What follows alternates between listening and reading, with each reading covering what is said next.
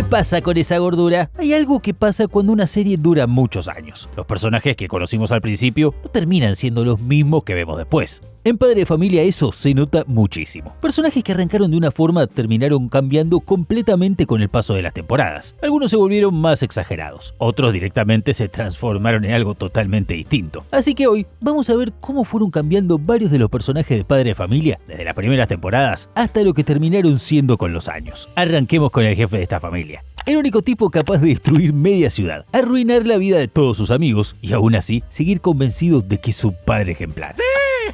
Que si hay un personaje que cambió con los años en Padre de Familia es Peter Griffin. Al principio era simplemente un tipo medio idiota, que siempre se metía en problemas, pero con el paso de las temporadas, ese boludo querible se fue transformando en algo bastante más peligroso.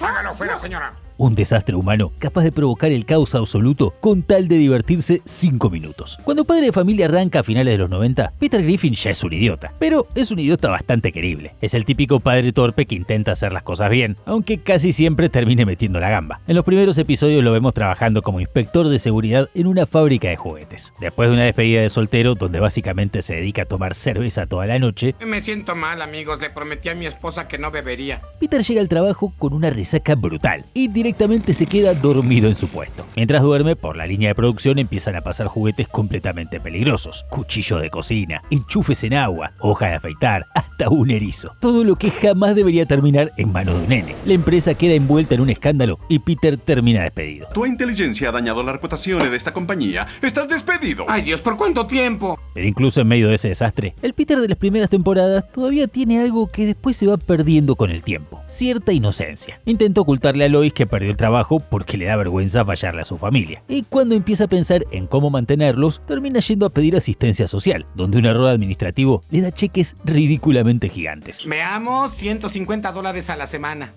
No, esa es una coma, no un decimal. Y en lugar de usar esa plata para algo malicioso, Peter hace lo que siempre hace, gastar en estupideces. Sí, quisiera 6,000 fajitas de pollo, por favor. ¿Qué dijo? 6,000 fajitas de pollo. Alquila la estatua de David, paga cirugía estética para Meg, construye un foso alrededor de la casa para defenderse de un caballero negro imaginario. Todo completamente bizarro.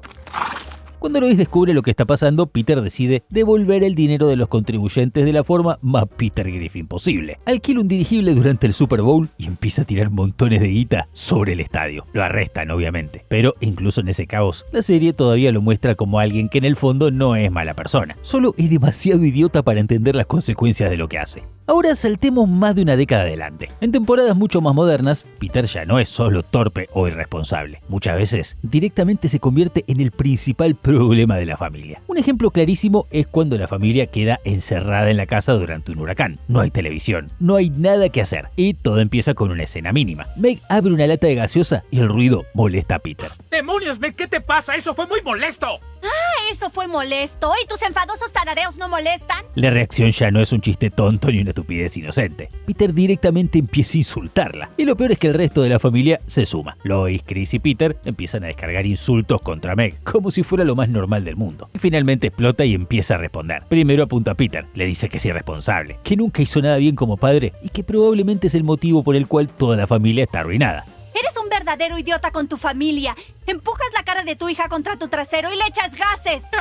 Peter intenta reírse como si fuera una joda, hasta que se da cuenta de que Meg está hablando completamente en serio. Después Meg sigue con Lois, destrozándola emocionalmente al decir que es una madre manipuladora que solo finge ser perfecta. En cuestión de segundos, la familia entera empieza a atacarse entre sí. Cuando todos vuelven a la sala, Meg se disculpa y deja que la sigan atacando. La familia vuelve a sentirse cómoda, y Peter simplemente retoma su rol de siempre, el primero en burlarse. ¡Yo nunca pedí estar en esta familia! Este contraste muestra perfecto cómo cambió el personaje con los años. Al principio era un tipo que causaba problemas por ser demasiado idiota. Con el tiempo, muchas veces termina siendo directamente el motor del caos y uno de los miembros más destructivos de su propia familia. Si al principio de Padre de Familia había un personaje que parecía el más normal de toda la serie, ese era Brian. Mientras Peter hacía estupideces, Stewie planeaba dominar el mundo y el resto de la familia vivía en caos constante. Brian era el único que parecía tener un poco de sentido común. Era el tipo que tomaba martinis, leía libros y muchas veces actuaba como el adulto responsable de la casa. No.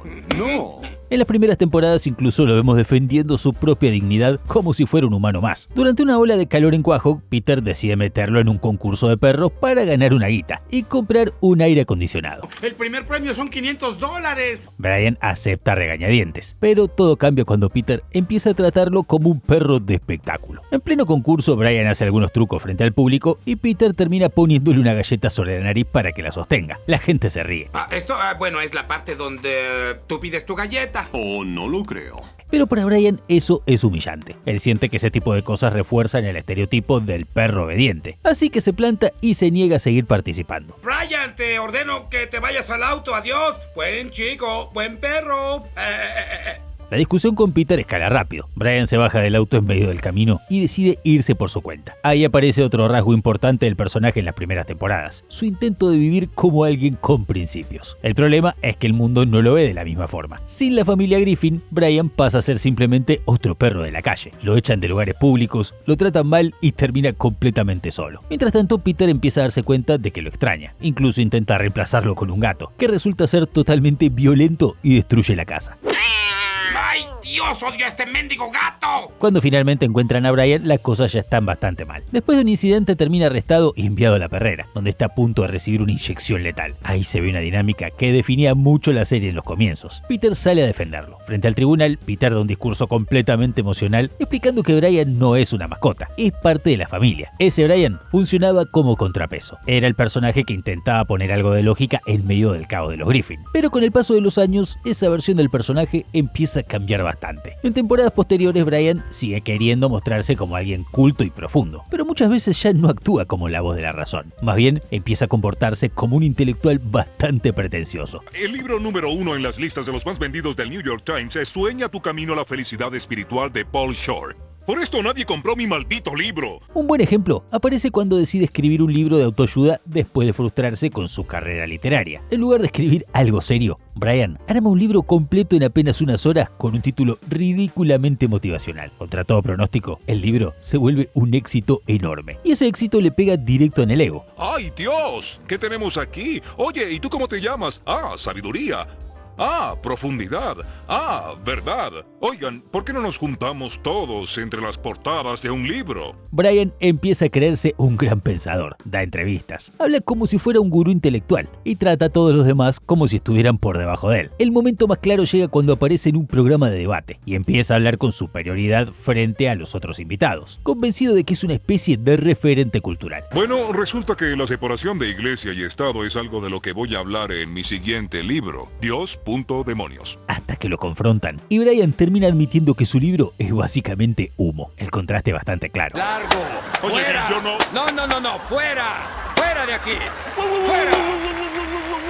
Eso no se hace. El Brian de las primeras temporadas intentaba comportarse como alguien con principios. El Brian de temporadas más modernas muchas veces solo intenta parecer inteligente. Y ese cambio lo transforma en algo muy distinto. Ya no es el adulto responsable de la casa. Ahora es simplemente otro Griffin más, atrapado en el mismo caos, pero con pretensiones de filósofo. Si hoy ves Padre de Familia, Stewie suele ser uno de los personajes más inteligentes y complejos de la serie. Tiene aventuras con Brian, viajes en el tiempo, comentarios sarcásticos y muchas veces termina siendo uno de los más brillantes de toda la familia. Mi manipulador del tiempo emplea axiomas de la teoría cuántica de la proporción molecular.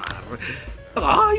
¡Rompí mi lápiz! Pero cuando la serie empezó, Stewie era directamente el villano. En las primeras temporadas el personaje estaba construido como un bebé malvado con ambiciones gigantescas. ¡La victoria es mía!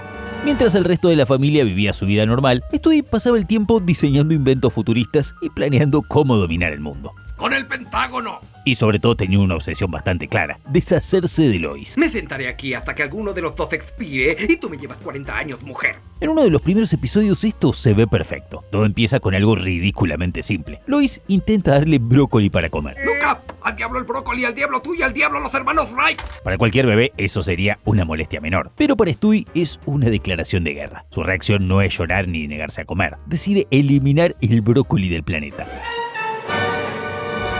Para lograrlo, construye uno de sus típicos dispositivos absurdos. Modifica un juguete infantil para convertirlo en una máquina capaz de controlar el clima. Usando partes de una antena satelital gigante como amplificador, intenta provocar una tormenta congelante para destruir los cultivos. Ese tipo de escenas definían al estudio original. Un bebé con tecnología imposible, planes ridículamente elaborados y monólogos donde habla como un supervillano clásico. Incluso su forma de hablar era distinta. ¡La victoria es mía! ¡Ay!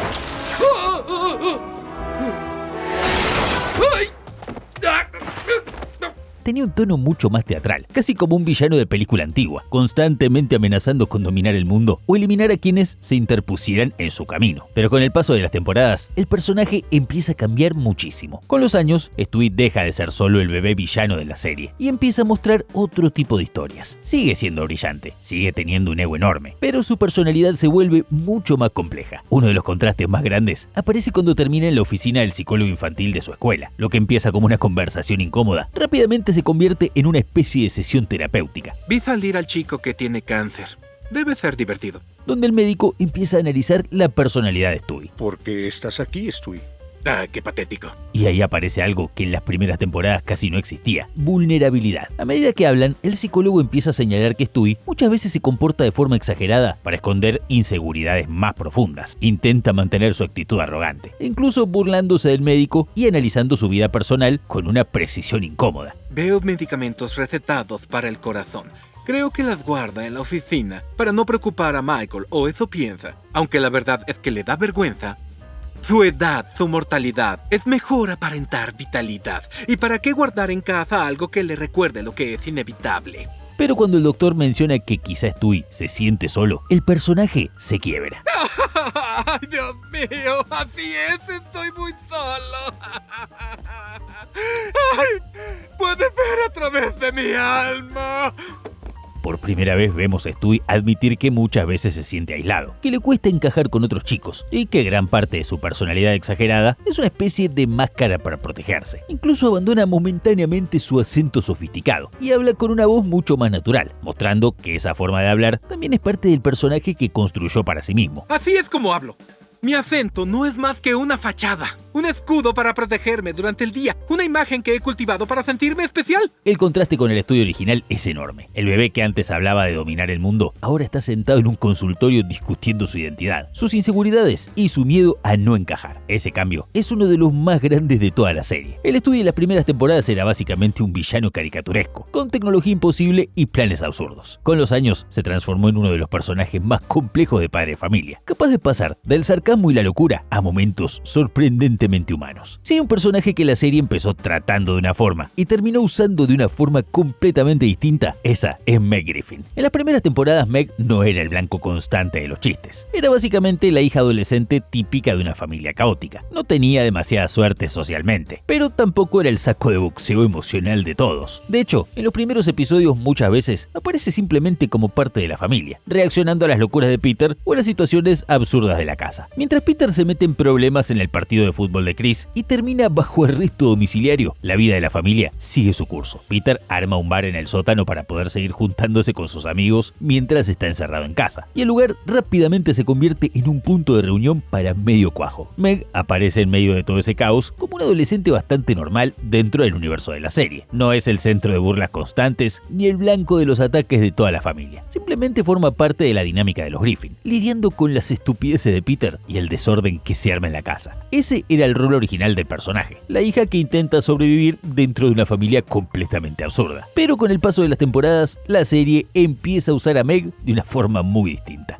En episodios mucho más modernos, el personaje deja de ser simplemente la hija adolescente para convertirse directamente en el blanco permanente de todos los insultos. ¡Bang! Nadie quiere que tú le des con el dedo, Meg. ¿Por qué no vas a hacértelo tú sola? Un ejemplo clarísimo es cuando la familia queda encerrada en la casa durante un huracán. No hay televisión, no hay nada para hacer y todo empieza con algo mínimo. Meg abre una lata de gaseosa. El ruido molesta a Peter y eso es suficiente para que arranque una catarata de insultos. Meg, no le hables así a tu padre. Sí, cállate, Meg. No, cállate tú, Chris. Estoy harta de que todos se unan contra mí. Ustedes tres creen que son mucho mejores que yo. Peter empieza a atacarla. Lois se suma, Chris también. Y en cuestión de segundos, toda la familia está descargando frustraciones sobre Meg como si fuera lo más normal del mundo. La situación escala tanto que Meg finalmente explota. Empieza a señalar los defectos de cada miembro de la familia. Aún tienes así el atrevimiento, la arrogancia de constante y despiadadamente señalar todos mis defectos. Le dice a Peter que es irresponsable, a Lois que es manipuladora, a Chris que es un desastre. Y en pocos segundos logra que todos empiecen a atacarse entre sí. Peter termina llorando y saliendo de la habitación mientras Lois lo sigue. Chris también se va y el living queda en silencio. Pero el giro más oscuro llega después. Meg se da cuenta de algo. Cuando ella es el blanco de los insultos, la familia se mantiene unida. Entonces decide aceptar ese rol, se disculpa y deja que todos vuelvan a burlarse de ella.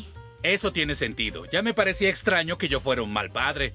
¿Cómo pudiste someternos a eso? Perdónenme todos. Eres horrenda.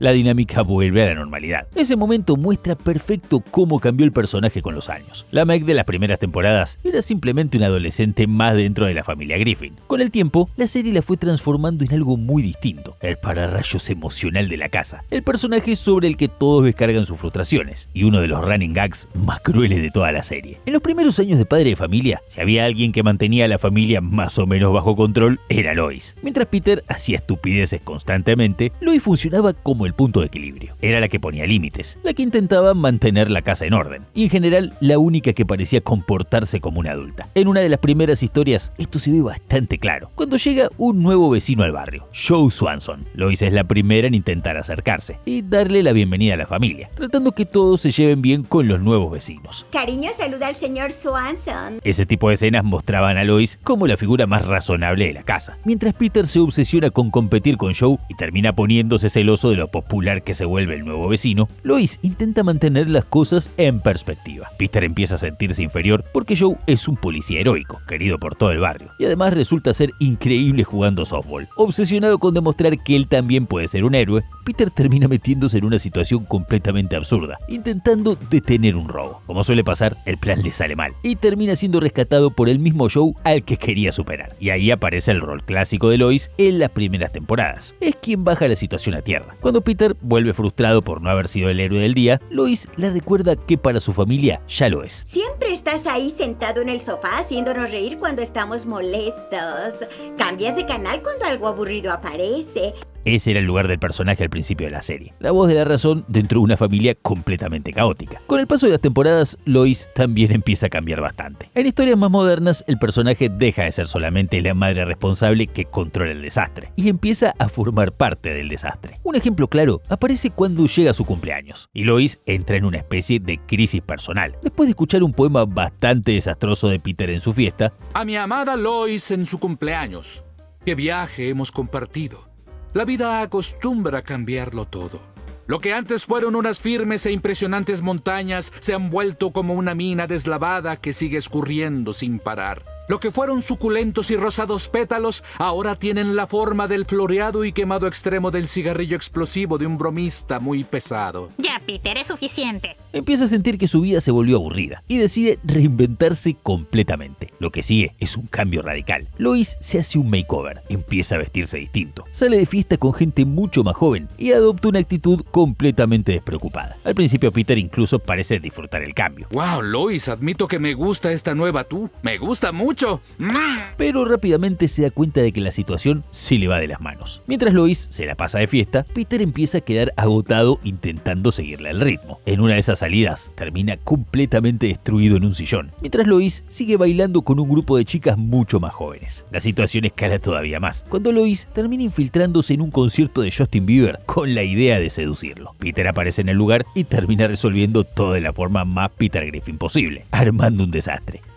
¿Quién es usted? ¿Y cómo entró? ¡Aléjate de mi esposa, muchacho con peinado ridículo! Oiga, le juro que no pasó nada. Tranquilo, anciano. ¿Anciano? ¿Crees que no vas a envejecer, soquete? Y Lois, también me tienes harto. Vuelve a casa y empieza a actuar como de tu edad. La dinámica ya no es la misma que en las primeras temporadas. Antes Lois era quien frenaba los impulsos de Peter. Ahora muchas veces es Peter el que intenta frenar a Lois. Ese contraste muestra bien cómo fue cambiando el personaje con los años. La Lois de las primeras temporadas era la madre responsable que intentaba equilibrar la locura de la familia. Con el tiempo se fue transformando en algo bastante distinto. Otro miembro más del caos Griffin, con sus propias explosiones, caprichos y momentos completamente descontrolados. En las primeras temporadas de Padre de Familia, Quagmire era un personaje bastante simple. Su función dentro de la serie era clara: aparecer, hacer un chiste sexual y desaparecer. Era básicamente un gag recurrente del barrio. En los primeros episodios su presencia suele ser muy breve. Aparece en reuniones con Peter o en alguna escena grupal. Y casi siempre hace exactamente lo mismo: un comentario completamente fuera de lugar, seguido de su frase característica, el famoso giggity. Ese era prácticamente todo el personaje. Un vecino obsesionado con el sexo, que aparecía para soltar una línea rápida y provocar la reacción incómoda del resto del grupo. ¡Ay, Dios, me hice los pantalones! Es gracioso cuando le pasa a otros. Un personaje pensado más como chiste recurrente que como alguien con una historia propia. Pero con el paso de las temporadas, el personaje empieza a ganar bastante más espacio. Después Quagmire ya no aparece solamente para hacer un chiste rápido. Empieza a tener más participación dentro de las historias y se integra mucho más en las dinámicas del grupo. ¿Alguna vez han hecho cuchicuchi? ¡Oh! Un ejemplo claro aparece cuando Peter pierde completamente la memoria después de un accidente en un programa de televisión. ¿Ustedes son mis mejores amigos y aquí es donde solemos venir? Así es, yo soy Quagmire y él es Joe. ¿Y qué hacemos aquí? Bueno, sueles invitarnos tragos y nos dices cómo son los de Lois como de costumbre. Peter deja de recordar quién es su familia y básicamente toda su vida. En medio de esa situación, Lois se ve obligada a empezar de cero con él, tratando de que vuelva a recordar su vida juntos. Y cuando Peter empieza a comportarse como si fuera un hombre soltero, Quagmire aparece inmediatamente como un nuevo problema. Al enterarse de que Lois ya no está viviendo con Peter, Quagmire decide que es el momento perfecto para intentar acercarse a ella.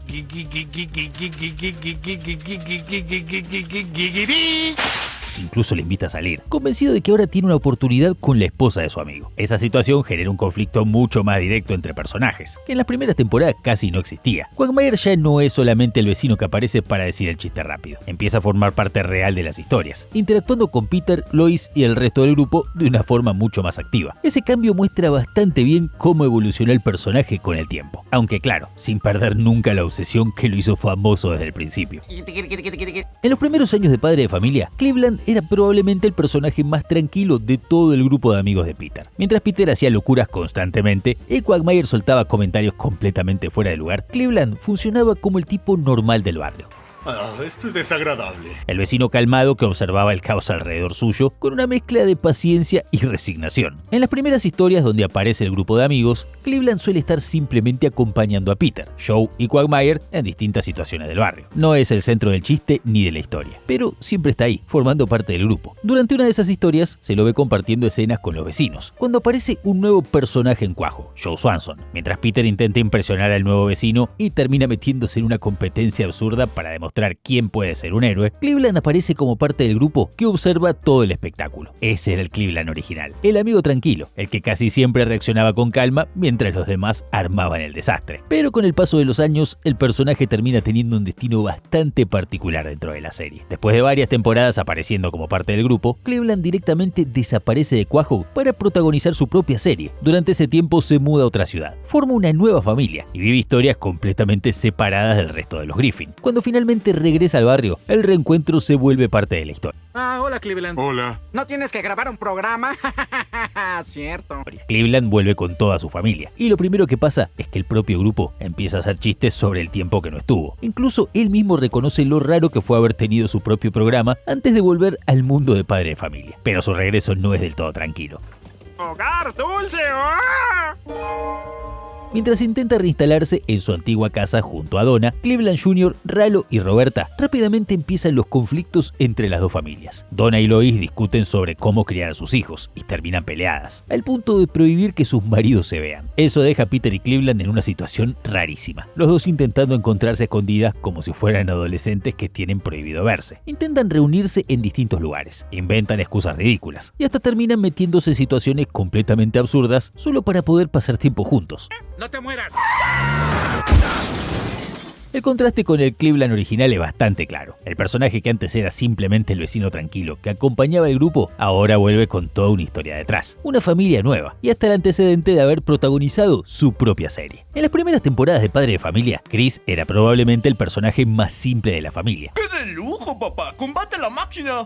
No era particularmente brillante, pero tampoco era tan extraño como terminaría siendo después. Básicamente funcionaba como el hijo torpe de Peter, un chico bastante ingenuo que muchas veces solo intentaba encajar dentro de una familia completamente caótica. En una de las historias de las primeras temporadas se lo puede ver dentro de esa dinámica bastante clara. Mientras Peter se mete en problemas con la mafia, después de intentar conseguir un auto nuevo de la forma más estúpida posible, la familia queda atrapada en una situación absurda con un mafioso llamado Big Fat Polly. Polly termina pasando tiempo con Peter y los dos conectan inmediatamente, porque en el fondo son bastante parecidos, ruidosos, desagradables y con muy poco filtro. ¡Tienes un apetito de miedo, chico! Apuesto que pasas mucho tiempo en el baño. Durante todo ese caos, Chris aparece como parte de la familia, reaccionando a las locuras de Peter y al desastre que se arma alrededor de la casa. En esta etapa del personaje todavía no tiene comportamientos demasiado exagerados. Es simplemente el hijo grande de los Griffin, un chico medio lento, algo inocente y muchas veces influenciado por las ideas ridículas de su padre. Pero con el paso de las temporadas, Chris empieza a cambiar bastante. En historias mucho más adelante en la serie, el personaje empieza a involucrarse en situaciones rarísimas. Todo arranca cuando Chris llega a la cocina y le cuenta a sus padres que lo suspendieron de la escuela por contar un chiste completamente inapropiado. Me suspendieron por decir groserías. ¡Ay, no es posible! El chiste se lo había contado Quagmire, y cuando Peter lo escucha, le causa tanta gracia que literalmente se hace encima de la risa. A partir de ahí, la situación escala de la forma más padre de familia posible. Peter, Joe y Quagmire empiezan a obsesionarse con descubrir de dónde salió ese chiste. Lo que arranca como una simple conversación en el bar se convierte en una especie de investigación absurda que lo lleva a seguir una cadena de personas que se fueron pasando el chiste de uno a otro. La búsqueda termina convirtiéndose en una aventura ridícula que lo lleva incluso fuera de Quahoe, intentando encontrar el origen definitivo del famoso chiste. Y todo culmina cuando descubren que existe una especie de sociedad secreta dedicada a escribir los chistes más sucios del mundo. Ese tipo de historias muestran bastante bien cómo evolucionó el personaje con el tiempo. Y nos vamos con Joe Swanson. Cuando aparece en las primeras temporadas de Padre de Familia, el personaje está construido de una forma bastante clara. Joe es el tipo duro del grupo. Mientras Peter hace estupideces y Quagmire se la pasa diciendo barbaridades, Joe funciona como el amigo fuerte, el policía respetado del barrio, y el único que realmente parece tener la vida en orden. En una de las historias de las primeras temporadas, esto se nota un montón. Cuando el bar del barrio cambia completamente y deja de ser el lugar donde los amigos se juntan siempre, Peter y el resto del grupo reaccionan como si fuera una tragedia. Tus antepasados deben estar revolcándose en su tumba.